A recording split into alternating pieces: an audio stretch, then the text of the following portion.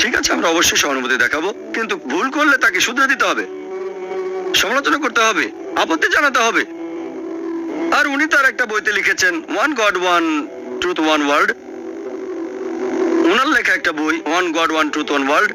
বইটা 6 নম্বর পৃষ্ঠায় তিনি লিখেছেন যে বিভিন্ন ধর্মের অনেক রীতিনীতি সেই সময়ের জন্য সঠিক ছিল, কিন্তু এখন হয়তো প্রাসঙ্গিক নয়। অনেক ধর্মের বিভিন্ন রীতিনীতি আছে যেগুলো সে সময় প্রাসঙ্গিক ছিল, কিন্তু এখন সেগুলো প্রাসঙ্গিক নয়। তিনি উদাহরণও দিয়েছেন, যেমন পবিত্র কোরআন বলছে যদি কেউ চুরি বা ডাকাতি করে তার হাত কেটে ফেলতে হবে। এটা হয়তো এখনকার দিনে প্রাসঙ্গিক না। উদাহরণ দিয়েছেন, ওনার কাছে এরকম মনে হয়েছে। তবে ইসলাম ধর্মে আমরা যেটা মানি, অপরাধীদের প্রতি আমরা সহানুভূতি দেখাবো, একই সাথে ন্যায় বিচারও করতে হবে। ইসলাম আমাদের ভালো জিনিসটা বলার পাশাপাশি দেখিয়ে দেয় কিভাবে সেই ভালো অবস্থাটা অর্জন করতে হবে। সবগুলো ধর্ম, সবগুলো প্রধান ধর্মই বলছে তোমরা চুরি করো না। ইহুদি ধর্ম বলছে, খ্রিস্টান ধর্ম বলছে, ইসলাম ধর্ম একই কথা বলছে, কিন্তু ইসলাম দেখিয়ে দেয় কিভাবে সেই অবস্থা অর্জন করবেন, মানুষ চুরি করবে না। ইসলামে জাকাত দেওয়ার একটা নিয়ম আছে, যেসব ধনী লোকের সঞ্চয়ের পরিমাণ নিসাব লেভেলের উপরে থাকে, 85 গ্রাম স্বর্ণের চেয়ে বেশি, তারা তাহলে প্রতি হিজরি সালে সেই সঞ্চয়ের 2.5% জাকাত হিসেবে দান করে দেবেন। প্রত্যেকটা ধনী লোক জাকাত দিলে পৃথিবীতে দারিদ্র বলে কিছুই থাকবে না। এই পৃথিবীর একটা মানুষও না খেয়ে মারা যাবে না। তবে ইসলাম সেখানেই থেমে যাচ্ছে না। ইসলাম গরিবদের যত্ন নেবে, কেউ যেন চুরি না করে এটা নিশ্চিত করবে। তবে এই ব্যবস্থার পরও কেউ যদি চুরি করে, আল্লাহ পবিত্র কোরআনে বলেছেন, সূরা মাইদার 38 নম্বর আয়াতে উল্লেখ করা হয়েছে, পুরুষ চোর কিংবা নারী চোর তাদের হাত কেটে ফেলা হবে। এটা আল্লাহ তাআলার পক্ষ হতে আদর্শ দণ্ড। প্রথমে ইসলাম বলছে চুরি করো না, তারপর চুরি প্রতিরোধের জন্য সবার দেখাশোনা করা হচ্ছে। গরিব লোককে দান করবে ধনী লোকেরা। ব্যাপারটা এমন না যে জাকাত দিয়ে তারা সাহায্য করছে, তাদের দায়িত্ব। এরপরও যদি কেউ চুরি করে তার হাত কেটে ফেলো। আর ব্যাপারটা এমন না যে কেউ যদি রুটি বা খাবার চুরি করে হাত কেটে ফেলা হবে। ইসলামিক নিয়মে একটা সীমা রয়েছে। যদি কেউ খাবার চুরি করে তার মানে সমস্যাটা আসলে সেই দেশের শাসকের, এটা সেই দেশের নেতাদের দোষ। লোকজন কেন না খেয়ে মারা যাবে, এক্ষেত্রে হাত কাটা হবে না। যদি সেই লোকটার ব্যাপারে যত্ন নেওয়া হয়, তারপরও আরামায়েশের জন্য চুরি করে, 5 স্টার হোটেলে থাকে, সিনেমা দেখতে যায়, অতিরিক্ত খরচ করে, তাহলে সেটা একটা সমস্যা। যদি অনেক টাকা চুরি করে, রুটি অথবা খাবার চুরি না, তাহলে হাত কেটে ফেলা হবে। প্রসঙ্গটা দেখতে হবে বিস্তারিত নবীজির হাদিসে। যদি শুধু মুখে বলেন চুরি করো না, তারপরে কেউ চুরি করলো, তাহলে আপনি কি করবেন? কেউ 1 লাখ টাকা চুরি করলো, আপনি সহানুভূতি দেখালেন, কোনো সমস্যা নেই, সে 2 লাখ টাকা চুরি করবে, তারপর 3 লাখ টাকা, তাহলে কি শাস্তি দেবেন? পারস্পরিক ভালোবাসা, সেটাও কি থাকবে? মুখে বলা খুব সহজ। কেউ যদি শ্রী শ্রী রবিশঙ্কর ধন সম্পদ চুরি করে, উনি কি করবেন? সব মেনে নেবেন? উনার অর্গানাইজেশনটা বেশ বড়, আর সেখানে কয়েকশো কোটি টাকার বাজেট, বড় অর্গানাইজেশন। প্রথমে দেখিয়ে দিতে হবে মানুষ কিভাবে ভালো অবস্থায় থাকবে, তারপর বলেন চুরি করো না। এরপরও যদি কেউ চুরি করে, যদি শান্তিতে ব্যাঘাত ঘটায়, তখন ইসলাম বলছে হাত কেটে ফেলা হবে। আর প্রত্যেক ধনী লোক তাদের সঞ্চয়ের 2.5% জাকাত হিসেবে দান করে দেবে।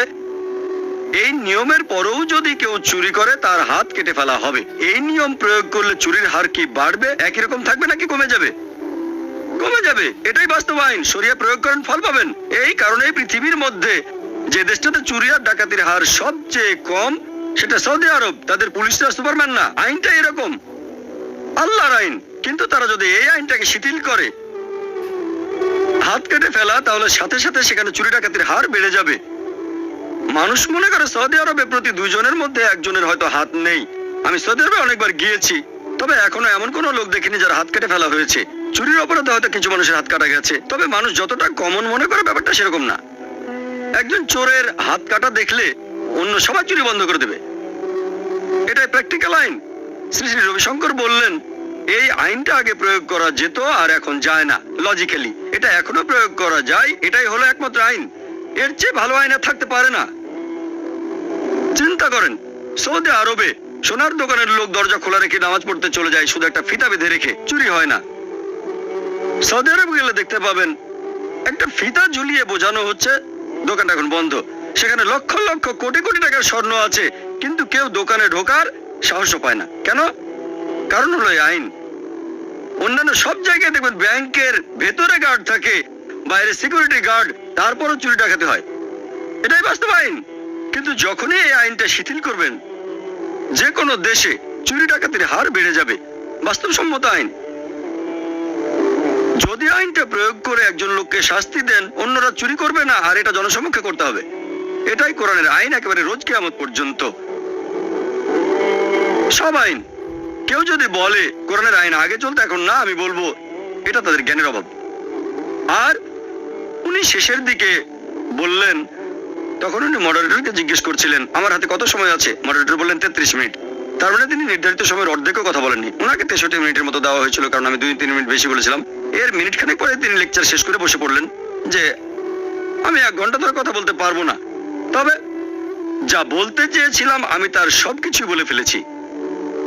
এভাবে অর্ধেক সময় কথা বলে তিনি বসে পড়লেন। এরপর আমি বললাম, দেখবেন যে উনি ভালোবাসার কথা বলছেন কিন্তু ধর্মগ্রন্থের উদ্ধৃতি দিচ্ছেন না। কিছু সংস্কৃত শ্লোকও বলেছিলেন, 2-1টা বাদে তার বেশিরভাগই টপিকের বাইরে। তাই সেই 10 মিনিটে আমার উত্তর দেওয়ার তেমন কিছু ছিল না। আমি ওনার টেকনিক ব্যবহার করলাম। সেই কথা যা তোমাদেরও আমাদের মধ্যে এক। ওনার এরকম কথা যাতে লোকজন ভুল না বোঝে, সেজন্য আমিও ওনার মতো করে বলেছি। সেটা উনি পছন্দ করেননি। আমি ভালোবাসার কথা বলেছি আমি তাকে ভালোবাসি।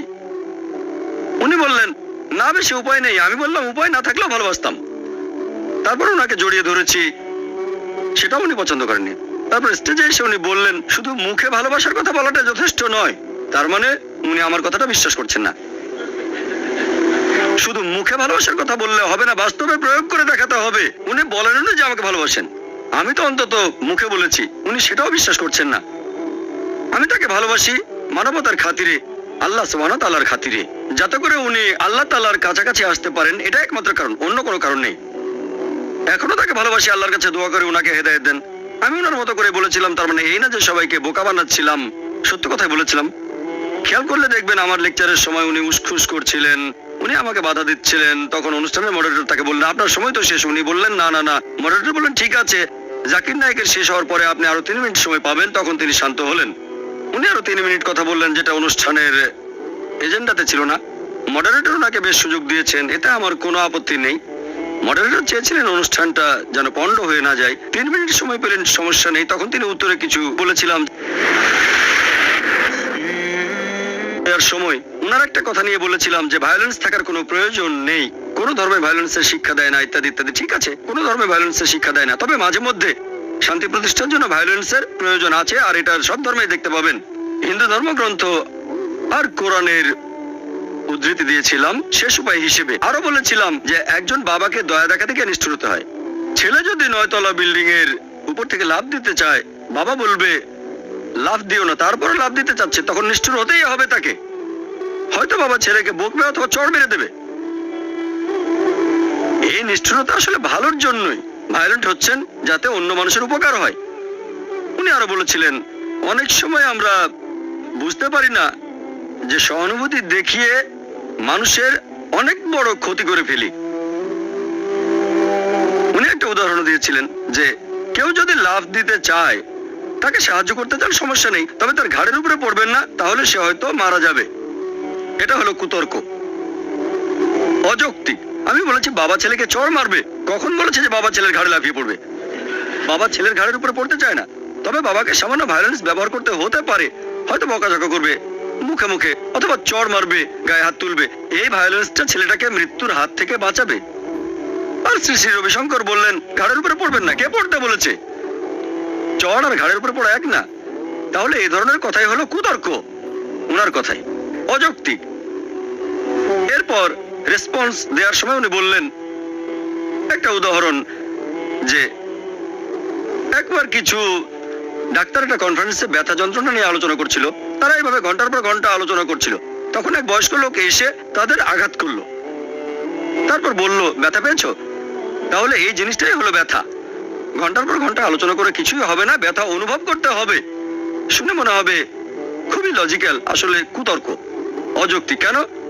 কারণটা বলছি। ডাক্তাররা এই কনফারেন্সটা করছেন কেন? ব্যথা অনুভবের জন্য না, ব্যথার একটা সমাধানের জন্য। এভাবে বললো যদি হার্ট বিশেষজ্ঞ হন, তাহলে আগে আপনার হার্ট অ্যাটাক হতে হবে, তা না হলে বিশেষজ্ঞ হতে পারবেন না। ডায়াবেটিসের ডাক্তার হতে গেলে আগে নিজের ডায়াবেটিস থাকতে হবে, তা না হলে ডায়াবেটিসের ডাক্তার হতে পারবেন না। অযৌক্তিক, কুতর্ক। অযৌক্তিক। হ্যাঁ, একজন মেডিকেল ডাক্তার একজন হার্ট বিশেষজ্ঞের হার্ট অ্যাটাক হতে পারে, তখন সে বুঝতে পারবে, অনুভব করতে পারবে, কোনো সমস্যা নেই। তবে সেটা সারানোর জন্য তার নিজের হার্ট অ্যাটাকের কোনো প্রয়োজন নেই। ডাক্তাররা আলোচনা করছে কিভাবে ব্যথার প্রতিষেধক বানানো যায়, প্রতিকার করা যায়। ব্যথা অনুভব করলে ভালো, তবে অনুভব করাটা যথেষ্ট নয়। এমন হলে যার হার্ট অ্যাটাক হয়েছে সে কার্ডিওলজিস্টের চেয়ে ভালো ডাক্তার হতো। হয়তো কারো হার্ট অ্যাটাক হয়েছে, সে তখন বলবে আমার তো হার্ট অ্যাটাক হয়েছে। ডাক্তার আর কি বলবে? ডাক্তাররা এই ব্যাপারগুলো নিয়ে রিসার্চ করে, তারা এগুলোর কারণ খুঁজে বের করে, তারপর প্রতিকার করে। আপনি অনুভব করতে পারেন, ঠিক আছে, আমার কোনো আপত্তি নেই, তবে আপনার কথাই অনুভব করতেই হবে। অনুভব করাই সবকিছু নয়, অনুভব করলে হয়তো সেটা কাজে লাগতে পারে। তবে আসল ব্যাপার হচ্ছে রিসার্চ করা। ডাক্তাররা কনফারেন্স করছেন একটা সমাধানের জন্য। এখানে সমাধানটাই গুরুত্বপূর্ণ, এমন না যে সমস্যাটাকে হাজির করতে হবে। অ্যানথ্রোপোমরফিজমের ব্যাপারে একই কথা। মানুষের ভালো মন্দ জানার জন্য ঈশ্বরকে মানুষ এই পৃথিবীতে আসতে হবে না, তিনি তো স্রষ্টা। স্রষ্টা কি করবেন? তিনি পাঠাবেন একটা ইনস্ট্রাকশন ম্যানুয়াল। আমি আগেও বলেছি সবচেয়ে সেরা ইনস্ট্রাকশন ম্যানুয়াল হলো পবিত্র কোরআন। এমন না যে ব্যথা অনুভব করতেই হবে। এরপর রেসপন্স শেষ হলে প্রশ্নোত্তর পর্বেও তিনি বেশ কয়েকবার আমার কথার মধ্যে বাধা দিয়েছেন। এরকম একটা ব্যাপারে উনি বলেছিলেন, তার আগে আমাকে প্রশ্ন করা হয়েছিল পুনর্জন্মে ইসলাম বিশ্বাস করে কিনা। আমিও উত্তর দিয়েছিলাম, হিন্দু ধর্মগ্রন্থের কথা বলেছি, ভগবদ গীতা, বেদ, কোরআনের উদ্ধৃতি, যে পুনর্জন্ম মানে পরের জীবন, মৃত্যুর পরের জীবনে আমরা বিশ্বাস করি। তবে জন্মালাম, মরলাম, আবার জন্মালাম এমনটা বেদে কোথাও লেখা নেই। এরপর শ্রী শ্রী রবিশঙ্কর উত্তর দিতে এসে বললেন, আমি আগের প্রশ্নটার উত্তর দিতে চাই। তারপর বললেন, বিজ্ঞান এখন অনেক উন্নত হয়ে গেছে, আমরা এখন জানি, আমাদের সচেতনতা ঠিকই কোথাও থাকে। পরোক্ষভাবে বলতে চাচ্ছেন পুনর্জন্ম একটা বৈজ্ঞানিক ব্যাপার। আমি একজন মেডিকেল ডাক্তার, আমি এমন কোনো মেডিকেল বই পড়িনি যেখানে পুনর্জন্মের কথা আছে, যে জন্মাবো, মরবো, আবার জন্মাবো, আবার মরবো। উনি কোন বইয়ের কথা বলছেন? অনেকে এরকম অনুমান করেছে, অনেক হাইপোথিসিস আছে, এগুলো অনুমান, অনেক থিওরি। তার মানে এই না যে সেগুলো মেনে নিতে হবে। এটা বৈজ্ঞানিকভাবে সত্যি হলে সব মেডিকেল বইতেই থাকতো যে জন্মাবো, মরে যাব, আবার জন্মাবো, আবার মরে যাব, আবার জন্মাবো। হাইপোথিসিস। উনি বললেন অনেকে আগের জন্মের কথা নাকি মনে করতে পারে, উনি নিজেও মনে করতে পারেন। আরো বললেন যে মাত্র 4 বছর বয়সে পুরো গীতা মুখস্থ বলতে পারতেন। 4 বছর বয়সে পুরো গীতা মুখস্থ করলে এখানে সেগুলো বললেন না কেন? আমি তো রেফারেন্স দিয়েছি। এটা বলছি না যে আমিও পুনর্জন্ম নিয়ে পৃথিবীতে এসেছি। আমি আল্লাহর দেয়া ব্রেনের উপরে ভরসা করছি। আল্লাহ বলেছেন পুনর্জন্ম নেই। বিভিন্ন মুসলিম দেশেই অনেক ছেলে মেয়ে মাত্র 7-8 বছর বয়সে কোরআনে হাফেজ হয়ে যায়। আর গীতার সাথে তুলনা করলে পবিত্র কোরআন তো অনেক বড় বই। গীতা খুবই ছোট বই, 18 চ্যাপ্টার, কোরআনে 114 চ্যাপ্টার, অনেক বড়। আমাদের ছেলেমেয়েরাই, কিন্তু আমরা বলি না ও এরা তো পুরো মুখস্থ করে ফেলেছে। কোরআনে হাফেজ ওরা, নিশ্চয়ই তারা এর আগের জন্মে এগুলো শিখেছিল। এটা হলো কুতর্কের উদাহরণ, অযৌক্তিক। যদি আসলেই গীতা আপনার মুখস্থ থাকে, আলোচনাটাই তো ধর্মগ্রন্থ নিয়ে, কিন্তু সেখান থেকে তো বললেন না। এছাড়াও আপনারা দেখবেন উনি বলেছিলেন, এর আগে আমাকে প্রশ্ন করা হয়েছিল অবতার সম্পর্কে আর মুহাম্মদ সাল্লাল্লাহু আলাইহি সাল্লাম সম্পর্কে হিন্দু ধর্মগ্রন্থে কিছু আছে কি না। অনেকগুলো রেফারেন্স দিয়ে বলেছিলাম, অনেক, এমন না যে এগুলো আগের জন্মে শিখেছিলাম, সবই জন্মে শিখেছি। অধ্যায় নম্বর, অনুচ্ছেদ নম্বর। তারপর দর্শকরা যখন হাততালি দিচ্ছিল উনি তখন বললেন, ও এটা তো ভালো, ডক্টর জাকির নায়েক বেদ থেকে উদ্ধৃতি দিচ্ছেন, তার মানে বেদ সত্যি, সব মুসলিমেরই বেদে বিশ্বাস করা উচিত। এটা যে কাফিরদের বই সেটা তো আসলে ঠিক না, এটা অবিশ্বাসীদের বই। এই কথা আমি কখন বললাম যে বেদ অবিশ্বাসীদের বই না? আমি আসলে বেদের সেই অনুচ্ছেদগুলো বলেছি যেগুলো কোরআনের সাথে মিলে যায়। আমি যদি কোনো একজন মানুষের 2-3টা কথার সাথে একমত হই, তার মানে এই না যে তার সব কথাই আমি মেনে নেব। মনে করেন ডাক্তার না এমন একজন বলল, ডক্টর জাকির মাথা ব্যথা করলে আপনাকে প্যারাসিটামল খেতে হবে, আমিও সেটা জানি। তার মানে এই না যে সে যক্ষার চিকিৎসাও করতে পারবে অথবা অন্য যে কোনো অসুখের সঠিক চিকিৎসা করতে পারবে, অ্যাজমা অথবা ডায়াবেটিসের। সে তো ডাক্তার না। হ্যাঁ, মাথা ব্যথার ওষুধটা সে জানে প্যারাসিটামল, আর আমার জানা মতো এটা ঠিক। তার মানে এই না যে অন্যান্য রোগের ওষুধগুলো সে বলে দিতে পারবে। একইভাবে বেদের কথা যদি বলতে হয়, কোরআনের সাথে যেগুলো মিলে যায় সেই কথাগুলোকে সত্যি বলে মেনে নিতে আমাদের কোনো আপত্তি নেই। তার মানে এই না যে বেদের সব কথাগুলো সত্যি। সিদ্ধের বই।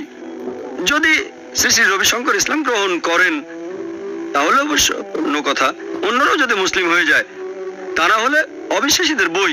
আমি বেদের উদ্ধৃতি দিয়েছি, তার মানে এই না যে বেদের সব কথা আমি মানি। যেগুলো মানি সেগুলো বলেছি। আমি বেদের আরো হাজারটা অনুচ্ছেদ বলতে পারি যেগুলো মানি না, অনেক অনুচ্ছেদ আছে, তবে আমাদের উদ্দেশ্য সেটা নয়। উদ্দেশ্য হচ্ছে সাদৃশ্য নিয়ে কথা বলা। আমি বেদের সেই কথাগুলো বলেছি যেগুলো কোরআনের সাথে মিলে যায়। আর ওনার বেশিরভাগ লেকচারেই আমি ওনার বেশ কয়েকটা ডিভিডি দেখেছি। সেই আলোচনার কয়েকদিন আগে যার সাথে বিতর্ক করব তার সম্পর্কে কিছুটা জানার জন্য ওনার বেশ কয়েকটা বইও পড়েছি, সবগুলো পড়িনি। আর ধর্মের কথা বলতে গিয়ে উনি একটা কথা বারবার বলেছেন।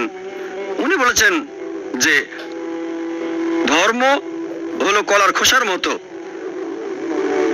আর আধ্যাত্মিকতা হলো সেই কলাটা। মানুষ কলার খোসাটা ধরে রাখে আর কলাটাকে ছুঁড়ে ফেলে দেয়। অনেকগুলো লেকচারে উনি কথাটা বলেছেন অনেকবার, যে ধর্ম হলো অনেকটা কলার খোসার মতো আর আধ্যাত্মিকতা হচ্ছে কলা। লোকজন কলার খোসাটা ধরে রাখে আর কলাটাকে ফেলে দেয়। তার মানে লোকজন ধর্মের রীতিনীতিগুলোকে মেনে চলে, আসল কথাগুলো তারা ভুলে যায়। কলাটা তারা ফেলে দেয় আর ধর্মের রীতিনীতিগুলোকে আঁকড়ে ধরে থাকে, কলার খোসাটাকে তারা আঁকড়ে ধরে থাকে, ধর্মের মূল কথাগুলো মেনে চলে না। উনি এই যুক্তি দিয়েছেন। এই কথাটাও হঠাৎ করে শুনে মনে হবে খুবই লজিক্যাল, আমার মতে এটা কুতর্ক। যদি ইসলামের দৃষ্টি থেকে বলতে হয় আর এ ধরনের অবস্থা হলে তার সাথে একমত হয়ে প্রমাণ করতে হবে কথাটা ভুল। প্রথমেই ভুল বললে কাজ হবে না।